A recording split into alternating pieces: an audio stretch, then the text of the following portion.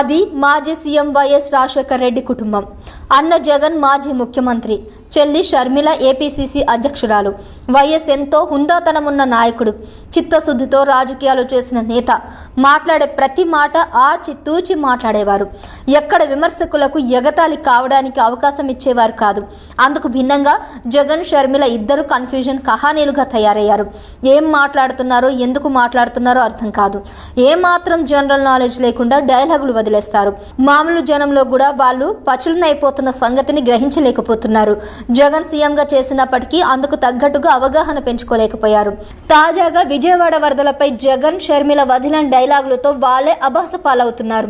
వరద బాధితుల దగ్గరికి వెళ్ళకపోతే తనకు క్రెడిట్ దక్కదేమో అనే ఉద్దేశంతో జగన్మోహన్ రెడ్డి బురదలోకి దిగి మరీ ఫోటోలకు ఫోజులిస్తున్నారు.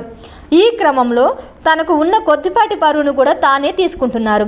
ఏం మాట్లాడాలో అర్థం కాక తనకు రాసిచ్చిన స్క్రిప్ట్ను కూడా జగన్ తప్పులు చెప్పేస్తున్నారు.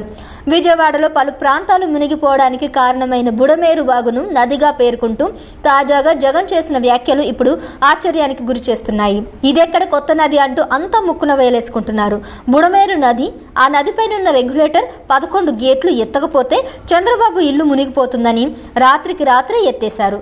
దీంతోనే విజయవాడలోకి వరద వచ్చిందని కథ అల్లారు. ఇలా జగన్ చేసిన తెలివి తక్కువ వ్యాఖ్యలు నెట్టింట్లో విపరీతంగా వైరల్ అవుతున్నాయి. బుడమేరు నది ఏమిటి, దానికి గేట్లు ఏమిటి, ఇలాంటి నేత మనకు అవసరమా అని జనం ప్రశ్నిస్తున్నారు. ఎక్కడ బుడమేరు, ఎక్కడ కృష్ణానది? అసలు బుడమేరు నది కాదు, వాగు, ఓ డ్రైన్ లాంటిది. కృష్ణానది జీవన నది. డ్రైన్లో నీరు నదిలో పడితే సీఎం చంద్రబాబు ఇల్లు ఎలా మునుగుతుందో ఆయనే చెప్పాలి. ఇక పాదాలతో నడిచే షర్మిల సంగతి సరే. డ్రైనీ సీజన్ అంటేనే రైన్స్ వచ్చే సీజన్ అంటూ ఏపీ కాంగ్రెస్ అధ్యక్షురాలు వైఎస్ షర్మిల చేసిన కామెంట్స్ వైరల్ అవుతున్నాయి.